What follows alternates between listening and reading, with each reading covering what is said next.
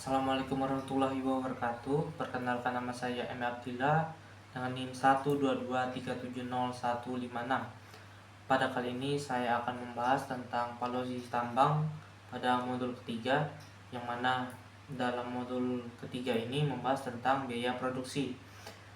Seperti yang kita ketahui, kalau biaya produksi ini sangat berkaitan dengan biaya yang awal sampai akhir pertambangan, yang mana dalam biaya penambangan ini kayak misalkan pengumpasan batuan penutup, terus tuh ada coal getting, drilling and blast, dan lain-lain.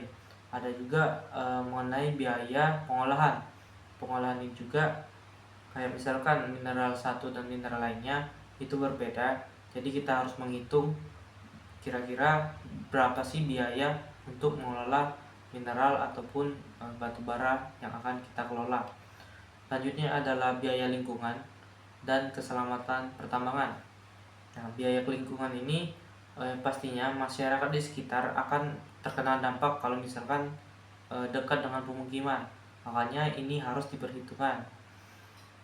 Juga kita tidak lupa kalau misalkan di dekat tambang itu ada pemukiman warga, biasanya warga tersebut akan terkena imbasnya. Selanjutnya adalah biaya tenaga kerja. Biaya tenaga kerja ini juga harus diperhitungkan, yang mana ini sangat berpengaruh kepada penambangan, makanya harus dihitung dari awal sampai akhir penambangan. Nah, dimana estimasi biaya ini kalau misalkan di surface mining itu ada target produksi. Target produksi ini juga misalkan kita dalam produksi harus menentukan berapa yang harus kita dapatkan untuk mendapatkan keuntungan. Yang kedua adalah stripping ratio. Yang ketiga adalah profit jalur angkut, itu biji dan waste. Yang keempat adalah estimasi powder factor. Nah, ini jadi ada 4 poin untuk surface mining.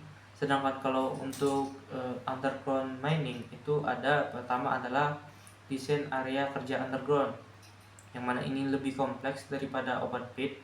Untuk di underground mining ini biasanya kita jumpai di mineral emas gitu. Terus tuh kita harus menghitung biaya alat. Nah, biaya alat, pekerja, terus tuh untuk pre-produksi dan operasi ini juga dihitung. Untuk biaya juga tidak lupa kita untuk menentukannya, yang mana ini sangat berkaitan lah satu sama lain. Terus yang terakhir, poin terakhir daripada underground mining ini adalah membandingkan estimasi biaya dan juga terhadap ekspresi pendapatan.